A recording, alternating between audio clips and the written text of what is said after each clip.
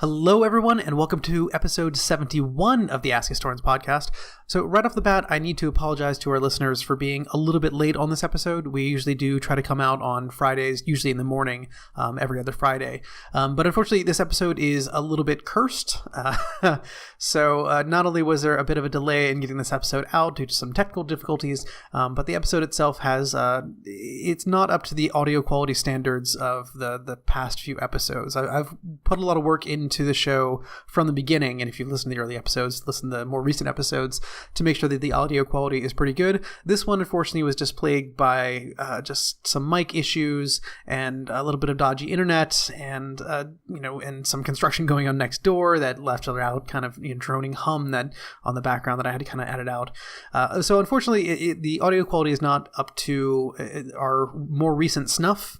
But the content is absolutely great. So this episode, we're going to be talking about Indigenous writers in early colonial Mexico, which is something, as you can see by the fact that I kind of go on, some of my own tangents during this episode, is something kind of close to my own area of interest. So there's some very interesting Nahua names in here, so some interesting Indigenous names in the episode. So just to give you an idea, the key ones to be aware of, well, there's some interesting Spanish names as well. So the key two Spanish names to be aware of that we talk a lot about in this episode are Sahagun, who is a Spanish friar, and another Spanish friar called Duran. So it's Diego Duran and Bernardo Sahagun.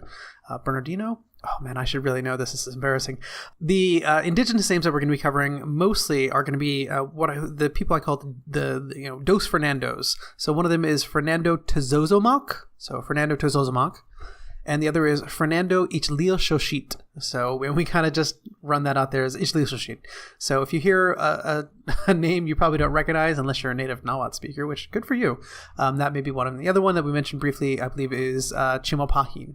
And then I think we make one or two brief mentions to Diego Camargo, who was from Tlaxcala. So just to keep you in mind, you're going to hear these names come up, and there's a lot of other things in there, like Nueva Leyes, which are these new laws. And because both the guest and I are familiar with these things, we probably didn't do a good job of maybe explaining some of the terms we were using. So just to give you a little primer on that. But I think the content kind of speaks for itself, so you don't need to have a firm background in the subject to really enjoy the episode. So, all right, I hope you enjoy. And again, apologize for lateness and a little bit of technical difficulties.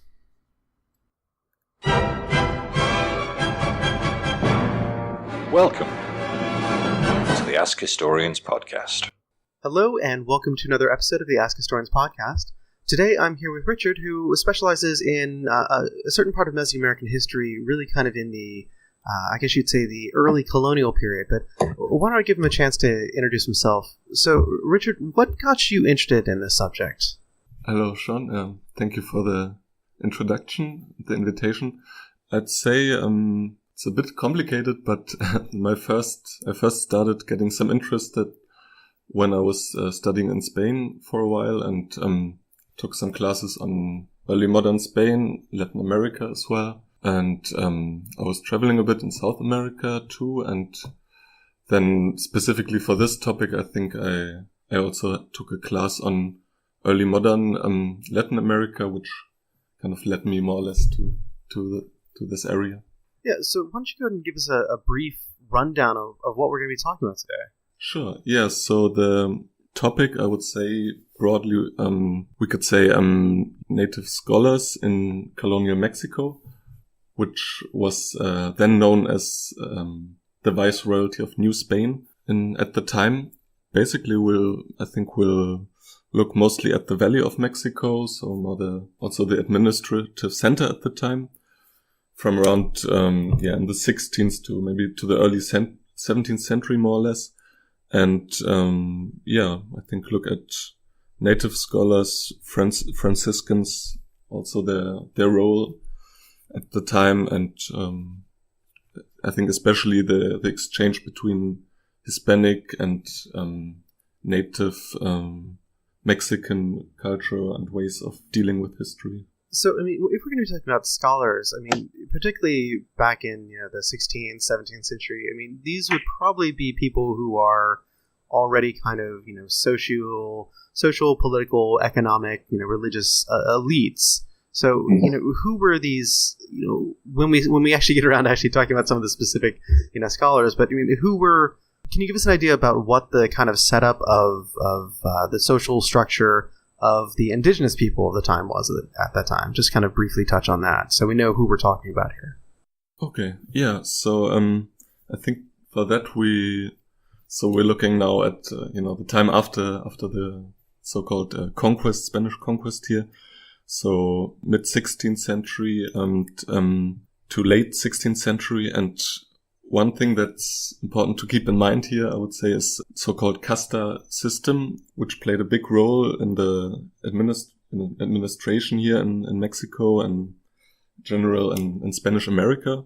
I should mention also this also goes back, to earlier Hispanic concepts. So we have, for example, this purity of blood, this idea that developed during, the Reconquista, so during the fights, the campaigns during Muslim Spain during the time, medieval Iberia, and so basically saying, Spaniards have a Spanish blood counts more than that of other people, very basically, and this idea then coming also to the Spanish overseas possessions, for example, Mexico, and getting then like other Spanish concept developing in a different direction. So this leads me to the idea, this casta system, which, or we could say, distinguishes different groups in the society. So, and here we have again this idea, on the highest rung of society would be Spanish people, who would, for example, the viceroys, the highest posts were only taken by them, and different privileges, of course. And then, if we go further down this colonial ladder, we have Creoles, so people of European and, for example, European or especially Spanish descent, but born in the Americas, and who had also a bit, I think, had fewer opportunities, for example, also regarding economical advancement and so on, and posts. And then we're coming, to kind of lower rungs of society. So we have here then, native people, so Indios called at the time, then Mestizos, which will become quite important as well, which would be at the time descendants of Indigenous and people and Europeans. And then further down, maybe we also have, people of African descent. There were a whole lot of huge system of, how this system was further refined. But what's important to mention here is that we have all these different categories at the time, but that were also in some sense still kind of fluid. So if we're looking, for example, at the 16th century still, that there were possibilities to kind of adopt different positions still in this system. And also that what's especially important here, I think, is if we're looking at the, native people, that especially in the beginning, the Spanish administration was very much still dependent on native nobles, so that they were still usually kept in higher positions, and which, this then I think starts to change towards the late 16th century. Yeah, so this casta system kind of early on was, it was in place, and it recognized this kind of looking at it objectively, it had this kind of hierarchical system with Spanish-born Spaniards at the top, and then moving down through various gradations and people like that. But it sounds like what you're saying is that even at the time, part of the problem is that it completely ignored divisions within indigenous society itself, and that created like a bit of a tension where if you're very, if you had been the ruler of a city in pre-Hispanic Mexico, then you were, while technically in the casta system you were lower than an American-born Spaniard, probably had a lot more rights and privileges that had carried over from that kind of noble or elite background, noble or elite indigenous background. Sure. Yeah. That's kind of inbuilt, I think, in the system, that this could then also lead to troubles later on, or to you have kind of this. Of course, there was this whole different kind of way of organizing things before the Spaniards came, and then this kind of strange construct being brought over there. And but of course these let's say the older dependency relations, the nobility and so on, still were of importance. And what you also mentioned, which is quite important here, is I think that, for example, for Mexico, then you have the Aztec, or more generally Nahua people, and different. Of course, there were also then different kind of hierarchies there between the different city-state. Yeah, because the Spanish themselves kind of simplified it down, because I know they did have, of course, you had cabecera cities, head cities, and sujeto subject cities that they kind of recognized. And I know part of the attention there was various cities would say, no, we're actually a cabecera city. Look at our past history and background. Clearly, we were a paramount city before the Spanish showed up, and therefore we shouldn't have to pay tribute to this other city or something like that. But in addition to that, because we talk about these kind of holdovers from the pre-Hispanic times, I mean, was there kind of a tension between these indigenous titles and at that time, what was the Spanish system of encomiendas? Yeah, sure. Yeah, I mean, it's important to mention as well here that I mentioned the casta system, but also regarding economy, you have so it was called first encomienda system. It was later then adapted as well, but basically meant starting with the first conquistadors that they would get kind of rights to labor, so not to a specific land. But basically this was also then, like many other generally systems of governance, that this was also then often built on pre-existing structures. So, for example, I think we didn't mention really, so pre-conquest artipetal organization and city-states and so on, so that many of these Spanish structures, again, this encomienda system, but also, for example, we have later the church, which took over areas, the religious orders and so on, and that were kind of adapting on native structures. And also, I think, this whole idea, again, this Spanish idea saying there's the Republic of Indians, so to speak, and Republic of Spanish people, which was this idea, but couldn't actually work out in practice with. That was the idea that all the Indians, the indigenous people would be kind of ruled under their own laws, and then the Spanish should be ruled under their own laws, and never the twain should meet. But like you said, it didn't really work out, because at times, often these people were living right next to each other. They were mixing. Then, of course, you have the growth of mestizo population. You have to figure out, like, okay, where do you fit in? So, yeah, it didn't quite seem like it. It seemed like a good idea that never kind of panned out, these separate spheres.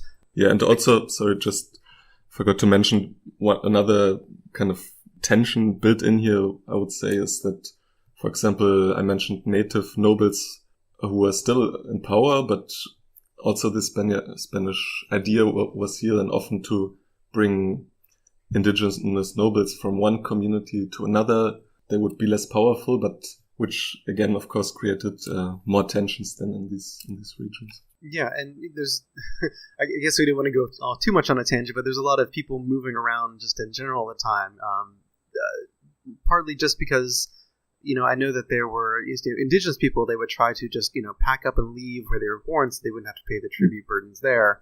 But also there were the congregaciones of the Spanish trying to take, as increasingly as disease hit in the 1540s, 1570s, the Spanish tried to kind of take various disparate, towns that had been decimated and kind of group them all into one. But that may be getting a little far afield from what we're talking about here. But when we're talking about these sort of indigenous titles holding over and, establishing Republic of the Indies, or Republic of the Indians, what were the Spanish, what information were they going on? Did they have pictorial writings that had been made either prior to their arrival or that had been made shortly afterwards? I know there's the very famous Codex Mendoza, which is made early on, which kind of lists like all of the tribute lists of the Aztec Empire.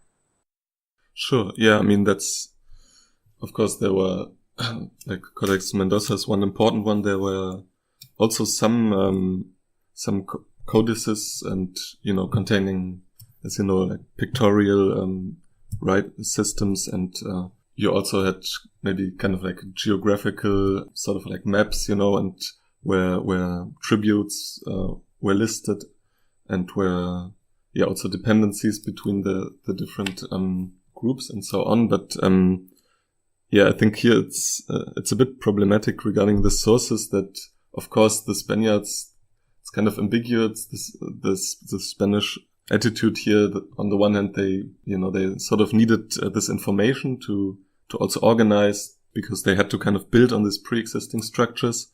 But on the other hand, there was this huge discussion saying that many of these pre-conquest sources basically had information on the devil and were, of course, completely against Christianity. And you see that, of course, starting with Cortés and then later also religious people and orders, often, of course, burning sources, then kind of archives that got lost in this way. So it's kind of maybe difficult from our perspective now to know exactly which sources were available still at the time. So this would be one source, but when we're looking more to the Spanish side of that, we also then have the beginnings of kind of mixing of these native sources and systems, and with also Spanish languages, writing systems and so on, which were kind of starting to supplant this older ways of ordering knowledge. You're talking about sources where you would have this kind of blend of the older style of basically having a pictorial kind of system where it would literally be laid out as kind of almost a mnemonic with, rebus, I guess you could say, writing. We don't want to go too far afield again into a tangent, but the older, Nahua style of having basically these codices, which had this very elaborate kind of paintings in them. And then very often you would see like Spanish glosses, you'd have like Spanish interpretations of those paintings underneath, and those would kind of blend together. Sure. Yeah, exactly. So that's kind of how it started. And then, we have, what's been called then Crónicas de Indias. So kind of new genres developing in this way also. So on the one hand, this loss of huge amounts of information destruction, also these kind of new ways. So at the beginning, as you said, more combining images and also with writing. And I mean, sometimes it's been called kind of proto-ethnography. So trying to, especially then by orders like the Franciscans and later orders who arrived a bit later, like the Dominicans also, who would then try to, on the one hand, record important information that could also be important for the administration, and especially for the orders to Christianize, but also to, at the same time, kind of try to blend out or eradicate, things that would be seen as too anti-Christian or too. Well, let's talk about these. Let's talk about these religious figures that were coming into New Spain, as it was called at the time, because the Franciscans, or the 12 Franciscans' arrival is pretty storied in the early history, has seen it kind of bringing order to what had kind of been conquistador looting when it comes down to it. But I mean, really, when these friars showing up, the Franciscans and the Dominicans, what were their goals in showing up and kind of writing down or preserving some of these native folkways? Because a lot of our very important early sources are written by friars, whether it be Sahagun, Duran, Motolinia, all these people. Yeah, just to go back here a bit, it's also this. I think it's interesting here to add also how they were brought in very early, especially the Franciscans, now just a few years after Cortés finished his campaigns in central Mexico, and he kind of wanted them as another power next to the church. So I think one important motivation here would be, there are I'm not so good with the Bible, but there are one famous passage which talks about how the gospel should be spread around the whole world. And this not just in Mexico, but in generally Franciscans and other orders who then, saw kind of this great, in a way, opportunity here, but who then came to the Americas. And so I think it's also this kind of, we would now say a bit strange image, but especially with the Franciscans, on the one hand, they had this whole, the idea regarding especially native people would have been, on the one hand, to allow still them to continue their practices as far as they wouldn't interrupt with Christian teachings or go against them. And so you could say kind of a more it was more of a soft conversion. More soft approach, maybe. Yeah, thank you. Not so much converting by the sword, so much as converting by more kind of soft pressure. Because they also founded schools as well.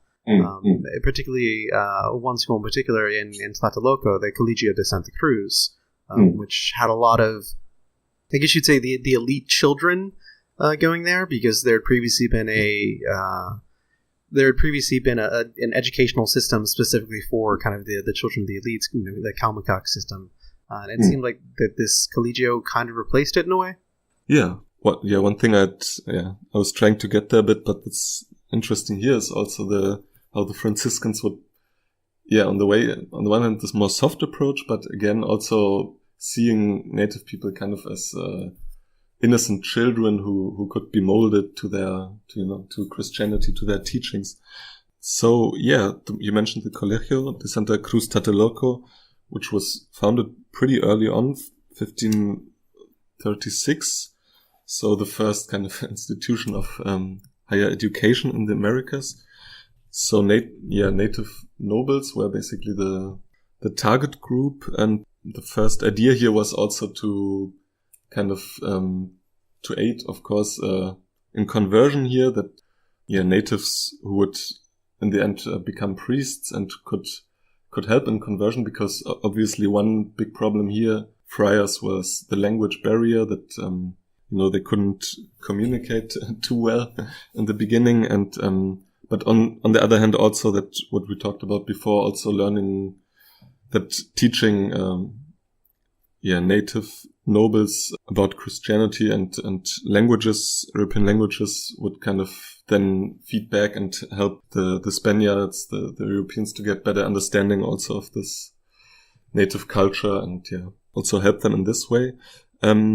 Because you mentioned that also, I think, that here again, this kind of bringing structures, European structures of education, kind of similar to universities maybe in Europe then, but to people who had a very important educational system for everyone, and distinction would be kind of different types of schools, but the higher institution then for the Nahua was called Calmecac, so for the kind of also again kind of nobles, sons of nobles who would be taught there, and would also could become priests there, learn about the sacred writings and so on. So we have quite a few parallels with this colegio, or later with similar schools that were founded, and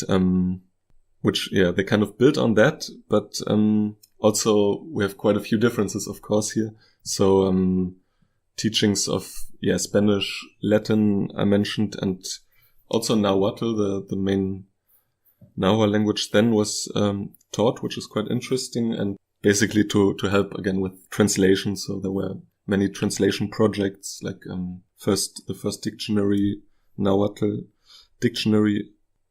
So, and another, because I mentioned differences, another one to the older institutions of learning pre-conquest would have been, of course, there was a curriculum with a very heavy kind of humanist focus, from Europe at the time, looking to classic Greek, Roman authors, but also humanist authors like Erasmus and so on. But yeah, so I'd say it's kind of, it's kind of a strange mix here between this, what existed earlier. And it does seem kind of like this unusual blend of having, indigenous Nahua elites learning about Erasmus and becoming priests, to go out and preach to other people, but they're doing it.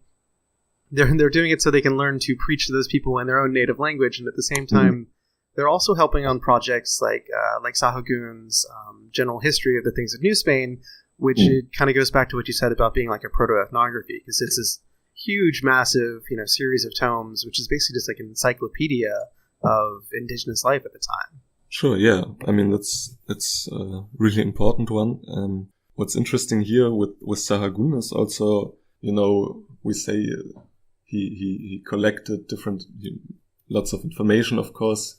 He was kind of in charge of this project. But here at his time, I think we can already see, he worked together with many native collaborators. So we can see already kind of influence of native scholars, maybe we could say, coming in, which was necessary for the friars at the time. They were starting to get Nahuatl knowledge, but they were not that good, I would say, that as their collaborators. Yeah, but also at the same time, we see, because we're kind of moving, as we move further away from like Sahagun, and as we get like Diego Duran, another friar who published his own kind of European style history of the Indies at the time, we start moving out of the 16th century, out of the 1500s, and more into the 17th century, the 1600s, where the native population has kind of crashed. There's been some chaos as well, and increasingly there's I guess you'd say less interest in indigenous life and indigenous politics and indigenous culture, and sometimes even kind of an outright ban. Because I know that both Sahagun's and Duran's works were kind of put in a back shelf and forgot about for a few centuries. Sure, yeah. I mean, it would seem like this kind of projects and translating between cultures and so on. Of course, we're here in this colonial hierarchical society, and it wasn't everything that easy, as you mentioned. So yeah, many of these authors then we have who were starting their work was being brought to Europe, confiscated, writings were being banned. So I think there are different influences here at play. We're looking especially at the late 16th century.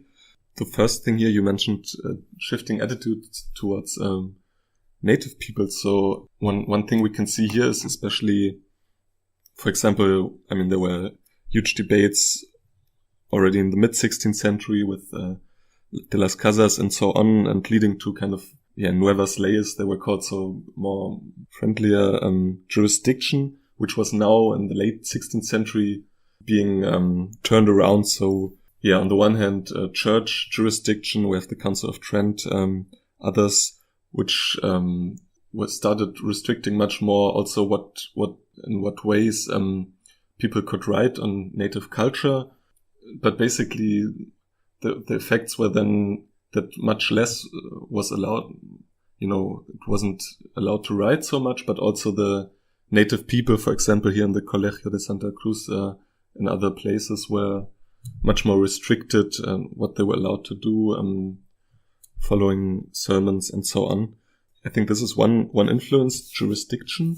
Another one, especially now looking to the turn of the 17th century, I think it's interesting to look here also because we're talking about history writing. So another tendency here, I would say, is if we're looking, for example, the institution of the Chronicler of the Indies that is initiated at the time also with Philip II, the King of Spain at the time, Emperor of Spain, sorry, who kind of starts this campaign of monopolizing knowledge, historiography, also about the Americas. So chroniclers of the Indies who start getting a lot of competences and who can also ban books like what you mentioned before, what happened to Sahagun, Duran, and so on.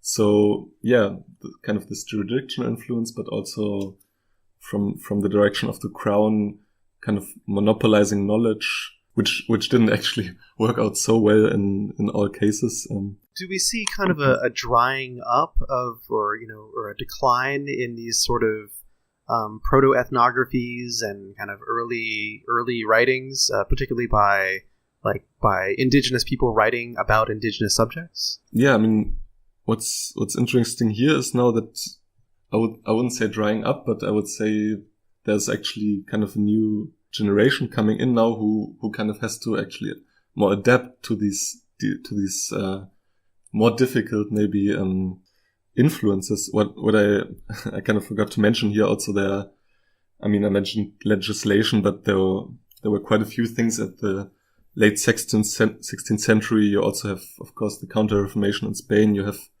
the huge native demographic catastrophe, epidemics, and so on.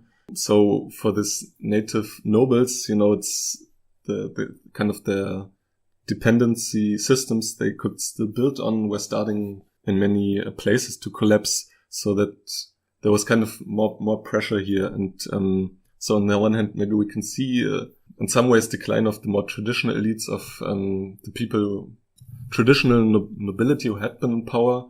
And now we see, I mentioned this, kind of another generation also of scholars, but also of, for example, native people who were not actually born, who had not been nobles, but who kind of, through the casta system and so on, who could kind of come into positions of power.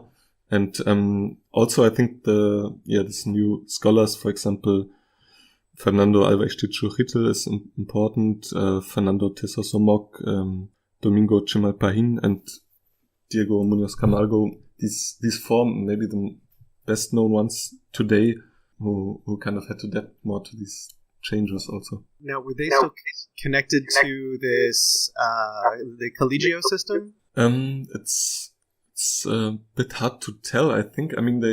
With some of them, we know there were still connections there.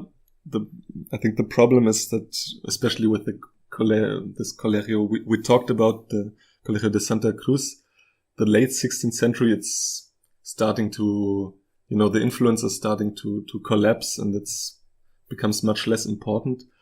But there's still influence, I think, here. For example, we have, different native scholars, but also Franciscan scholars who are in exchange with these people. Antonio Valeriano would be one native scholar who taught Fernando Ixtlilxochitl, and there are other examples here. But I think smaller influence of the Colegio, it also shows here with these scholars who kind of, they didn't work at the Colegio as far as I know, as we know, but they had often learned, languages from there, or from people who had been educated there. There was this influence there, but on the other hand, they had to find new ways also to further their own influence, and to find other posts as well that were available. So were these kind of indigenous or mestizo writers, like Fernando Tezozomoc, Fernando Ixtlilxochitl, were they writing in Spanish? Were they writing in Nahuatl? Mostly as before, also as with earlier scholars, Spanish was the more important language, especially if you wrote letters to administration in New Spain, or even in Metropolis in Spain. The Franciscans, the Franciscans had written in both languages, but also more in Spanish. So most of these chronicles also would have been in Spanish, but we have also some in Nahuatl. So, Chimalpahin is very important as someone who wrote the largest corpus that we have in Nahuatl, and also with Tezozomoc. Between the two, it's a bit difficult to know, because people would say now that also Chimalpahin transcribed from Tezozomoc and so on. So it's a bit difficult to know who wrote what in Nahuatl actually, but was definitely in both languages. But I would say for some of these scholars, the Spanish was very important, because often they, one of their main goals would have been to to legitimize their claims of their own families and so on to lands, to properties at the time. Yeah. So you said that they were trying to kind of legitimate, kind of land claims and, familial land claims. How were they going about this? What was the topic of their writings?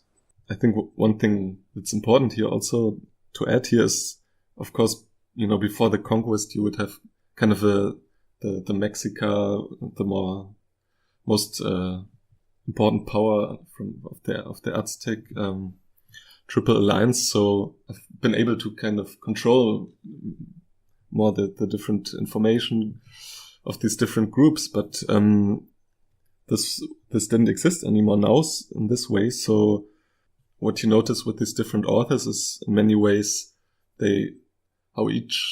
because they all came from different groups of the Nahuas and so on, and they would often just very much highlight their own lineages, their own cities, Altepetls, importance.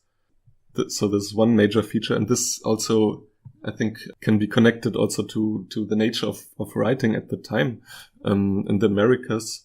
So, for example, I didn't mention before, but the one important genre at the time for the administration for the Americas was called Relaciones de Méritos. So the idea was to kind of record the merits of yourself, or more probably of your ancestors, so that you could get privileges and so on from the crown. And so I think we can connect that here to how they would kind of often highlight their own families.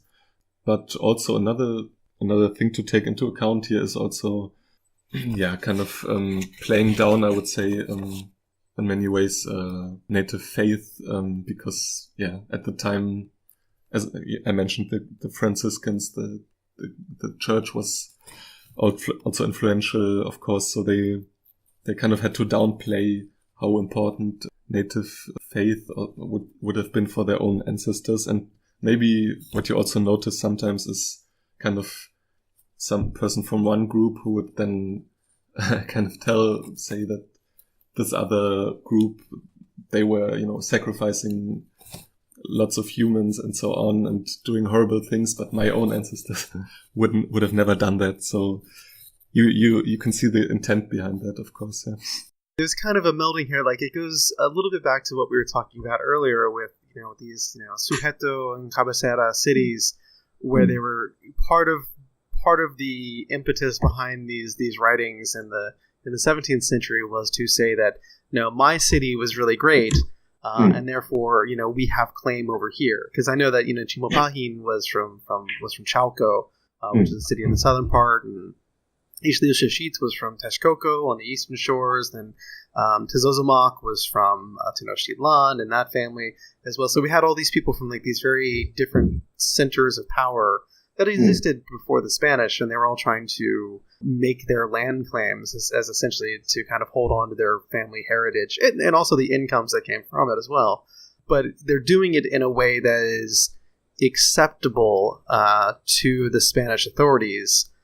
Because a lot of these writers were themselves, devout Christians, and so they're trying to portray these other groups, not just as having no claim politically, but also having no claim, like, morally to the lands that they want. Sure.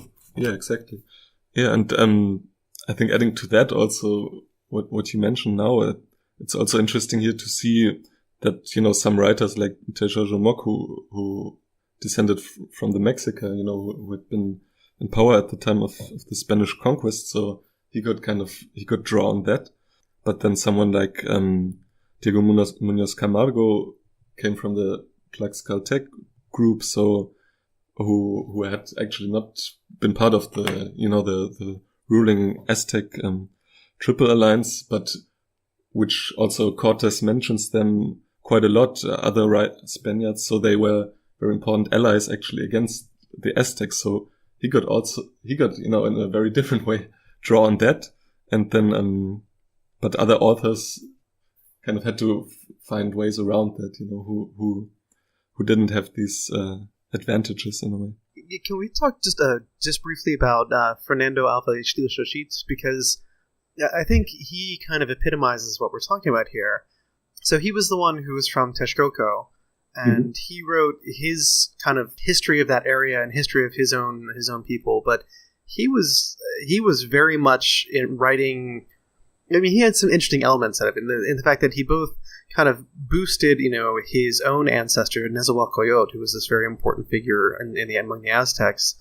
He really boosted his biography to the point of hagiography, and that goes back to this kind of relaciones de mérito that you had mentioned. But he also was very kind of he was one of those very devout Christians, and when you were talking about one person accusing the other person of devil worship, and no, they did a lot of sacrifices, but we didn't. He's kind of the epitome of that. What was his kind of style and thrust and topic of his writings? Yeah, exactly. I mean, he's a pretty interesting case, I think. I mean, one thing was Ixtlilxochitl is so you said related to the Acolwa, so who had been very important before Mexica, started kind of dominating the Aztecs. So I would say he kind of draws on this former importance here and highlights especially the importance of the Acolwa, of their basically also painting them as, and Texcoco, their capital city, as kind of a cultural center at the time. Yeah, I think what's also interesting here is also his use, especially of course he drew on Spanish Franciscan authors and so on, but also used codices. He talked to oral sources. So he would say he talked to Acolwa nobles then. So he kind of took what I would say he took kind of this bias also from his own sources, the codices and so on. Yeah, so basically this focus on the Acolwa, and of course on his own ancestors, and focusing especially on how they kind of became this major force at the time for the Aztecs. It's also, again, it's interesting, he kind of how the Mexica, this later the much more important group, gets a bit sidelined in his narrative. Other groups as well, of course. And so this is kind of the second main theme in most of his writings. And the first earlier theme, I would say, is, for example, his Historia Chichimeca is maybe his most famous work. So you can see in the title, he talks also a bit, not as much, he talks about the Chichimec group, so before the Aztecs, and earlier kind of connections between the Chichimecs and the Toltecs. So kind of again to draw legitimation for his own Acolwa ancestors from these earlier groups, and kind of to show how they were kind of uniquely important at the time. But he also mixed in a lot of Christian imagery into his works as well, almost to kind of show the Acolwa, his ancestors were kind of Christians before Christians had even shown up in a way. Yeah, so that's I think pretty interesting here. So for the Acolwa, you already mentioned Nezahualcóyotl, so probably his protagonist in many of his works, and Nezahualcóyotl kind of comes off very much as a kind of proto-Christian. So yeah, he actually is described as, speaking out against human sacrifice, which was very important at the time, and as a ritual, and talking about sort of a monotheist god, which of course again goes against all the faith, pre-conquest ideas and faith and so on. And so yeah, and again here, then for example, the Mexica would be described as following many gods, being influenced by the devil and so on. Yeah, so that's regarding Nezahualcóyotl, that's one aspect here, proto-Christian, but also, I mean, in a way I would see it kind of nearly as a sort of hagiography, he's described as being very generous, helping the poor, going out in the street as a, kind of with something over his head, so people wouldn't recognize him. So he could know how his subjects, how they are doing, and so extremely, I would say it's kind of over the top, but it's a very romantic model. And almost kind of like a medieval chivalric model in a way. Yeah, which of course was another influence for many of these authors at the time. But what's interesting for me here also is that if you then take this kind of model ruler, Nezahualcóyotl, and then you see also how the writer here kind of in a way draws parallels to the Spaniards at the time in colonial society. You see this Nezahualcóyotl, giving out lots of food from storages in times of crisis, helping the poor and so on. And then you have also passages. Well, I think there's one pretty short passage actually, but where the Ixtlilxochitl actually mentions how it's pretty different, at his time with the Spaniards and so on, how they're poor people, drunkards and so on. So this kind of, I would say, implicitly showing the difference between pre-colonial and colonial societies also. I mean, this may be a difficult question to answer, but how successful were these writers in kind of securing? I guess it's a dual-part question here. First, were they successful in gaining claims to lands and titles during their time? And the second question would be, were they successful in kind of securing the legacy in the historiography of their kind of indigenous voices? Okay, so I'll start off the first part. So in their own time, I would say it depends. You can't really say in every case it was a success.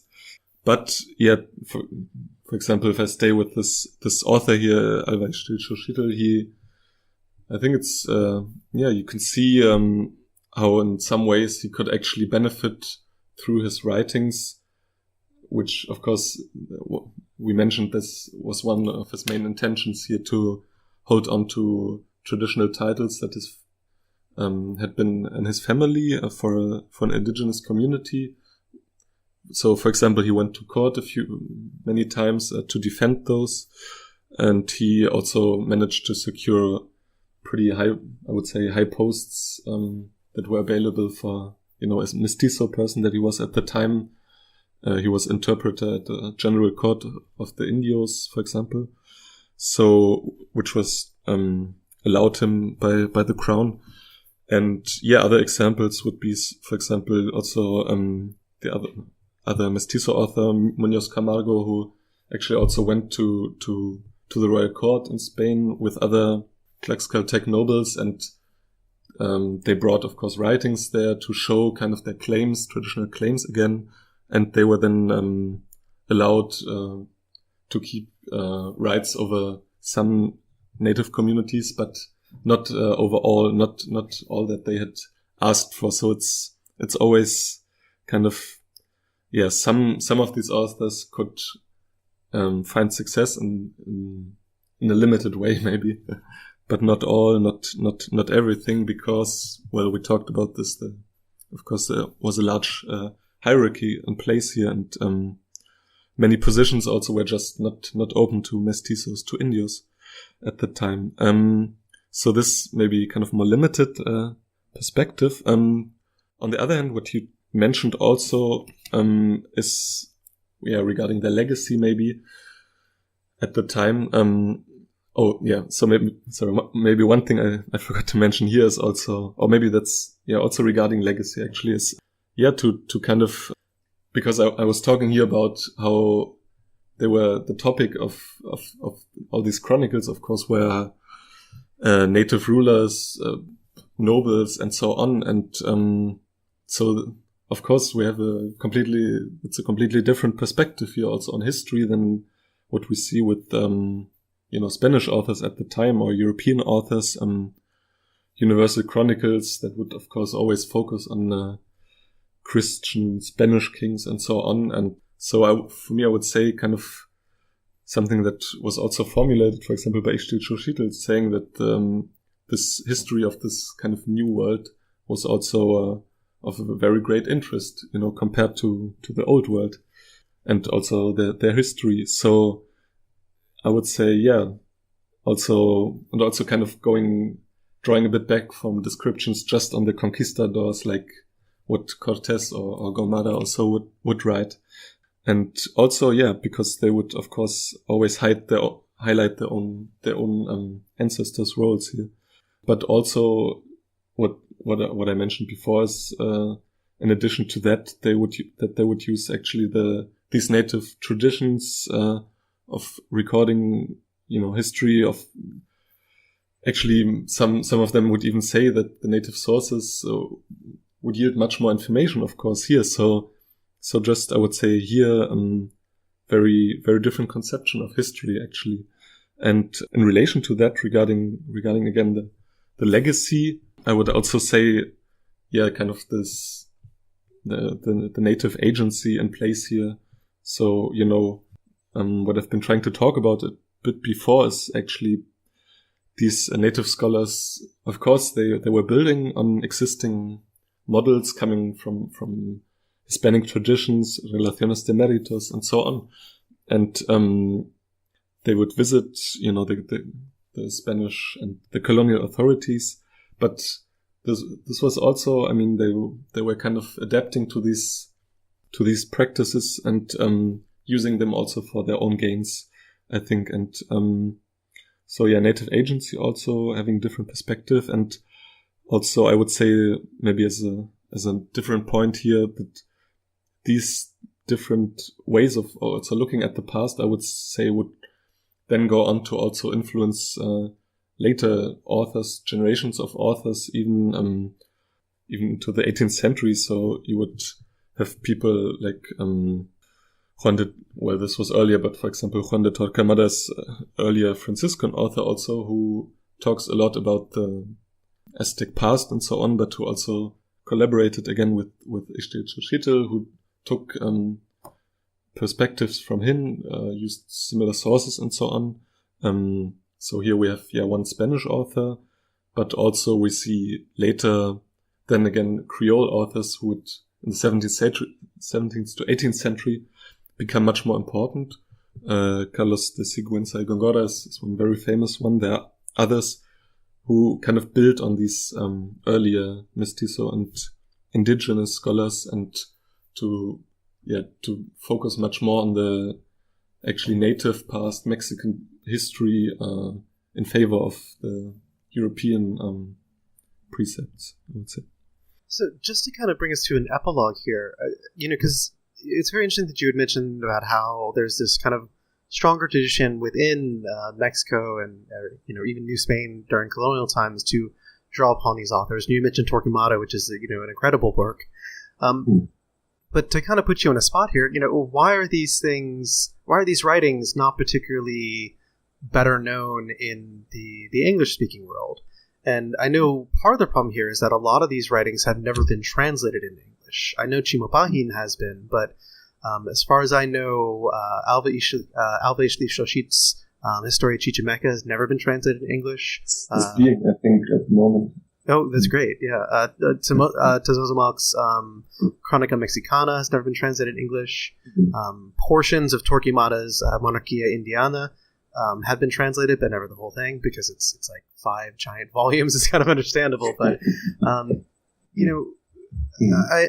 I always tell people that part of the reason we have this skewed version of Mesoamerican history in the English-speaking world is because we really start with Prescott and his conquest of the Indies, or conquest of Mexico, and he didn't really draw upon these sources. So, to kind of bring us to an actual question in this epilogue, are people who only read the English sources that are available, are they missing a big part of Mesoamerican history?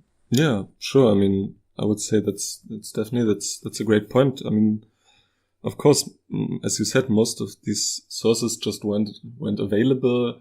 Like Prescott, the major authors. Then, if we're looking at the earlier middle 20th century, there were, of course, major works being written, but just drawing also on the authors that were actually available or in English, or also I mean, drawing on Gomara or other, or even Cortés himself, Spanish authors who had their very specific perspective, their ideals that they wanted to defend, and of course that these conquistadors who, I mean, they always wanted to show that they had done kind of the right thing and so on, and with their conquests.